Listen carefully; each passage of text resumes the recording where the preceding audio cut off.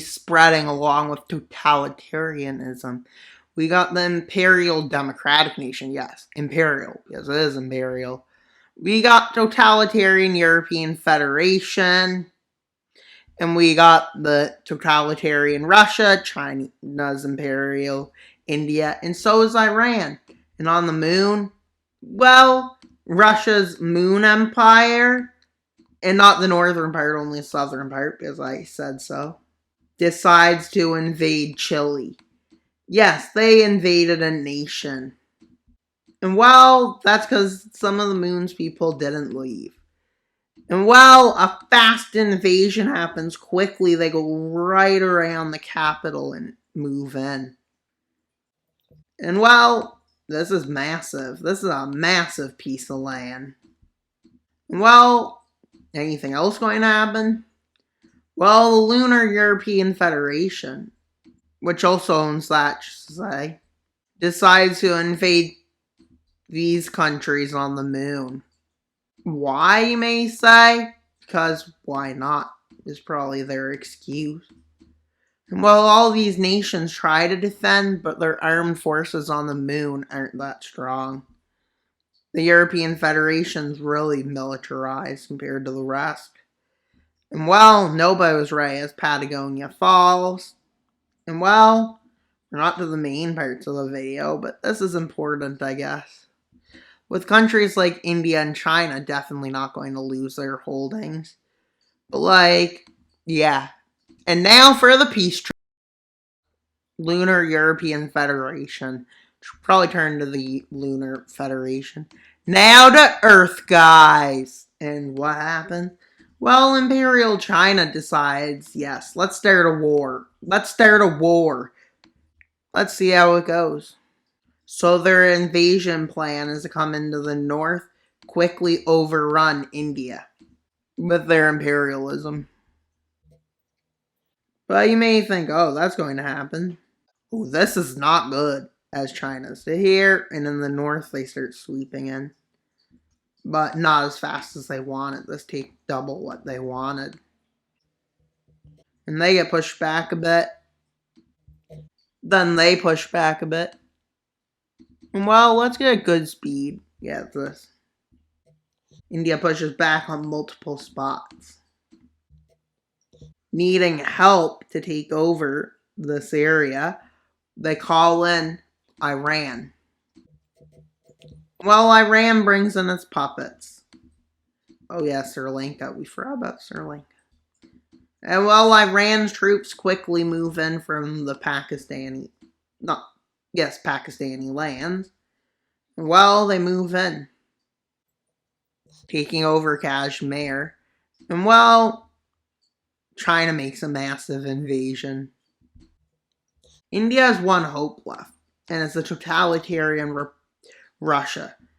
And well, they say no, but they quickly will change that stance. Quickly, not long after they came up with that stance, they've switched their stance with an encirclement here and a big pushback here. Well, two nations distracted. So the nations are distracted. Comes the strongest nation of all. Well, maybe not the strongest. It's probably still the North American Union. Who starts a few invasions. Let's go to the first one. Well, they quickly start moving into Manchuria. Well, into Mongolia they come in. And they also invade into Xinjiang. Then invasion into Iran in the north. And into Iran in the north. Quickly they capture the Caspian Sea coast, but a stalemate's quickly achieved. Well, up here, they finally meet up their full front line. Well, this is a big front line. And well, look. As you can tell, well, that's not looking good. Now you can see this front line is completely expanded. But India is still not doing well. And while this is going on, well, Egypt decides to get Israel and Palestine to join them, which both of them agree. But Israel quickly realized this isn't a good deal. With Egypt seeing, should we start anything or should we just stay good? And well, now for the green team, who doesn't go to war with anyone. That's a lie, but they don't go. But what it means is they don't go to war with the other alliance. And well, no, Switzerland did not join them. Sorry. And well, am I really sorry? No. But as you can see, they've joined, and the purple team gets created. It's made up of these three nations: Morocco, Algeria, and Tunisia. With them thinking this is going to end good, but there's no way. With Europe, with the European Federation quickly storming these lands. And at this point, anybody who says anything against the war is gotten rid of. Yes, it's getting worse.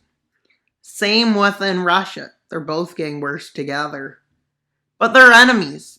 They are enemies. But they're just as bad. Now that's something. Two enemies, both just the same, basically. And well, as you can see, they've just annexed parts of Africa. They extend in 3 continents now. Russia's probably jealous of that.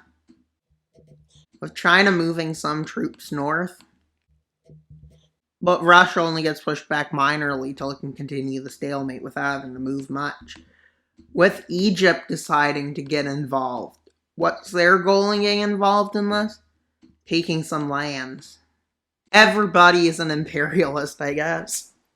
And well, how's their invasion go? Well, pretty good. Iran never thought of this happening. They were building up troops for a few weeks on the border. And well, as you can see, it's not going well for them. And while Russia is advanced in this area, starting to do better. As they start sending a few more troops in after they got new conscripted troops. And they move into Afghanistan with a spearheading over here. But don't worry, Iran does move troops, but their offensive over here with China stays pretty solid. With India probably the weakest nation here in this war. Minus the puppets.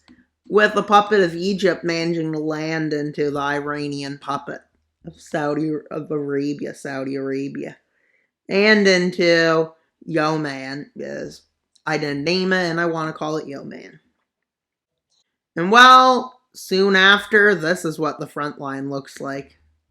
And well, in Manchuria, it gets worse for China. Honestly, wonder what the peace treaty will be like. And don't worry, the peace treaty is in this part. With India pushing them back against Iran's forces. With what Iran occupied being pushed back. And totalitarian Russia meets up with Imperial India. And well, they both start an offensive over here. And well, Iran is on the verge of collapse. With them basically having nothing of their country left. And while Arabia, the puppets realize they have the perfect time to leave, as this area gets pushed back. But like, Iran has no choice at this point. Iran is forced into capitulation. And well, against China, it's not looking good either. And well, quickly they realize as Russia's approaching the capital, it's now or never. But that doesn't work. Russia agrees to stop fighting on that front, basically. Well, China agrees to withdraw from India, and that's how the peace treaty is made.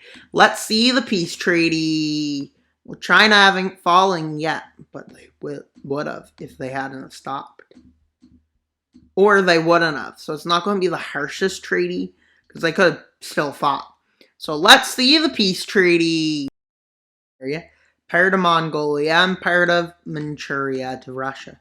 With Russia, then the nation, which is very totalitarian, decides to puppet that part of Iran to get ready to be introduced in. These two are independent, Baluchia and South Iran. Egypt puppets Iraq, because annexing Iraq is not in their best interests at this point. India puppets Afghanistan. They didn't lose any land, so they kind of benefited, but not that much. And well, now China's like turning into more of a rump state, I guess you could say. And well, let's go to the last war of today's video. And you may say, oh, that sounds interesting. Well, it's not really, if I'm being honest. It's literally Brazil deciding they deserve access to the Pacific, yes. Brazil's greedy too. Who knew? Who's not greedy in this timeline? Like, who's not?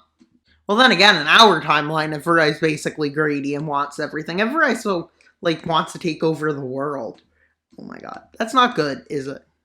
Well, the Bolivian part and Peruvian parts never had time to build up their forces. But luckily, they move here first, so Grand Colombia can't take any. And quickly, they take Sucre and La Paz, even though they're still basically ruins. 65% rebuilt kind of deal. In Lima, it's the same thing. But they unified for economic reasons in this, times. This is very uncertain. But now that Brazil owns them, it's kind of interesting. I guess it's probably weird to be putting Spanish nations into Portuguese nations, but why didn't Brazil take America's model when it was new and do Manifest Destiny Brazil style? I guess they didn't want to. South America, 3 nations. North America, 1. You can see in Europe and Russia, you can see there's 6 nations. Wait, there's 5 if you get rid of Russia. Wait, no, there's not. There's 6, because Switzerland exists. Wait, yes. There's 7. And then here, you can see, on top of that, 8 on top of 7. Yeah. So we are at 15. See, the nations are really small. But now here, there's quite a few nations. Although that's one nation. See, it's pretty messy. And on the moon, well, nations aren't just eating other nations. If they were, that'd be weird. But we haven't really been focusing on it that much. Well, that's all for today's video. Please like, subscribe, and comment. Wild Mapper out, but non-delay subscribe. Bye, guys!